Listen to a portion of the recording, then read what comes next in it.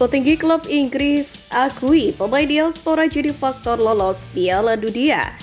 Asisten Patrick Kluivert optimis timnas Indonesia mode Real Madrid. Media Vietnam dukung penuh pemecatan Indra Syafri. Ucapan berkelas Kapten skuad Garuda Nusantara usai gagal di Piala Asia U20. Push leg di bawah, lanjut simak informasi selengkapnya sebagai berikut.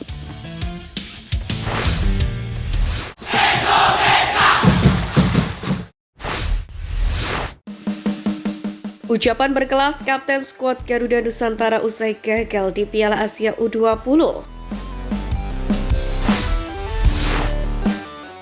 Perjalanan timnas Indonesia U20 di Piala Asia U20 2025 harus terhenti di babak penyisian.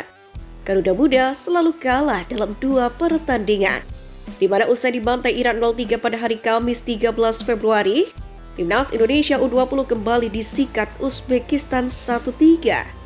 Yakni dalam laga kedua grup C Piala Asia U20 2025 pada Minggu 16 Februari di Shenzhen Youth Football Training Base Center Stadium Shenzhen.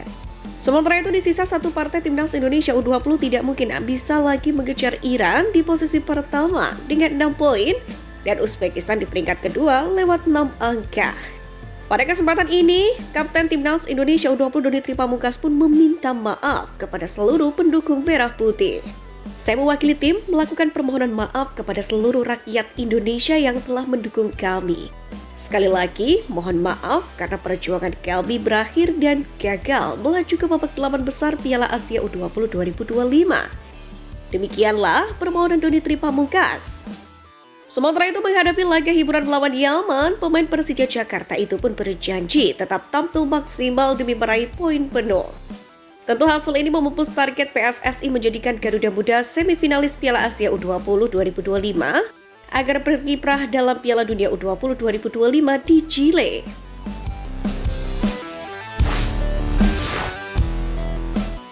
Media Vietnam dukung penuh pemecatan Indra Syafri. Ya, alih-alih memetik kemenangan di pertandingan kedua babak penyisian grup C Piala Asia U20 2025, timnas Indonesia U20 justru kembali menelan kekalahan telak. Di mana menghadapi Uzbekistan, timnas U20 Indonesia lagi-lagi kebobolan 3 gol dari lawan yang dihadapinya. Pesta gol Uzbekistan ini dibuka lewat aksi Muhammad Dali Urinbov pada menit ke-21, memanfaatkan umpan silang dari sisi kiri pertahanan Indonesia. Hingga akhirnya timnas Indonesia U20 harus kembali menerima kenyataan pahit kalah 1-3 dari Uzbekistan U20. Hasil ini pun memastikan skuad Garuda harus tersingkir di Piala Asia U20 2025 meski menyisakan 1 pertandingan di fase grup lagi. Dalam hal ini publik Vietnam pun memberikan respon terhadap kenyataan yang harus diterima timnas U20 Indonesia yang tersingkir prematur dari turnamen ini. Selain itu, nasib Indra Syafri pun juga menjadi sorotan publik Vietnam dengan hasil yang cukup mengecewakan. Bahkan, media Vietnam Soha meyakini PSSI seharusnya memecat Indra Syafri dari jabatan pelatih timnas Indonesia U20 karena 2 penyebab utama. Pertama adalah karena performa timnas U20 Indonesia sejak awal kompetisi sudah tidak meyakinkan alias buruk dalam bermain. Dan yang kedua adalah tersingkir dari Piala Asia U20 2025 setelah menelan 2 kekalahan beruntun di babak penyisian grup. Asisten Patrick Kluivert optimis timnas Indonesia mode Real Madrid.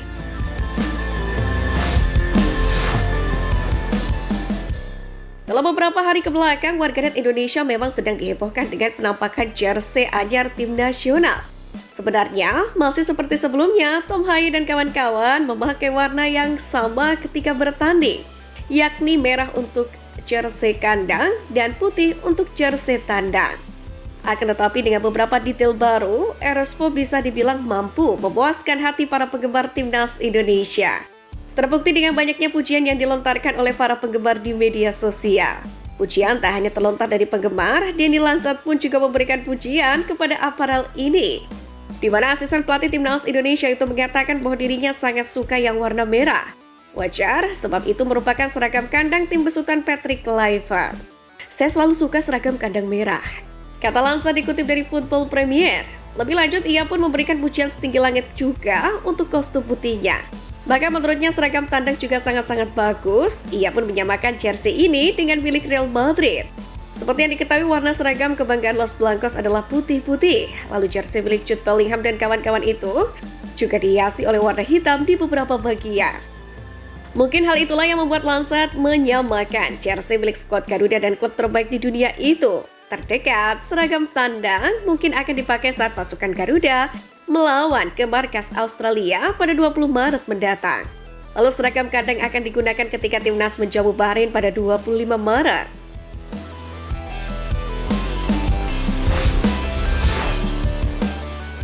Petinggi klub Inggris akui pemain diaspora jadi faktor lolos Piala Dunia.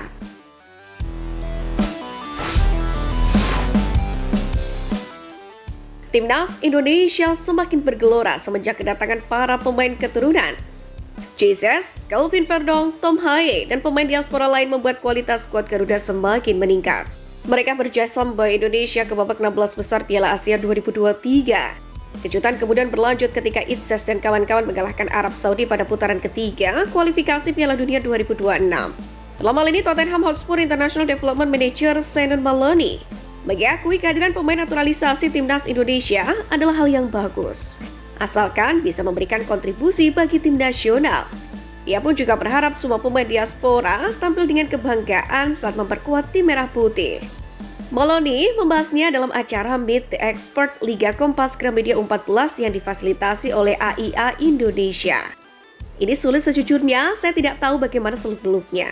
Tapi yang jelas kita berharap ketika mereka merepresentasikan suatu negara, mereka bermain untuk membela kebanggaan negara itu. Akan tetapi yang saya harapkan dari Indonesia adalah Anda punya pemain yang memiliki kemampuan dan bisa Anda banggakan juga serta rela berkorban, kata Maloney. Lebih lanjut, Maloney pun berharap Tom Haye JS bisa menjadi teladan sekaligus kebanggaan anak-anak Indonesia.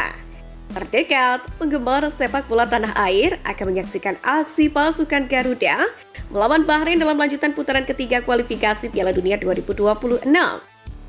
Segenap cinta dan dukungan supporter tanah air pun dipastikan akan memerahkan Stadion Utama Gelora Bung Karno.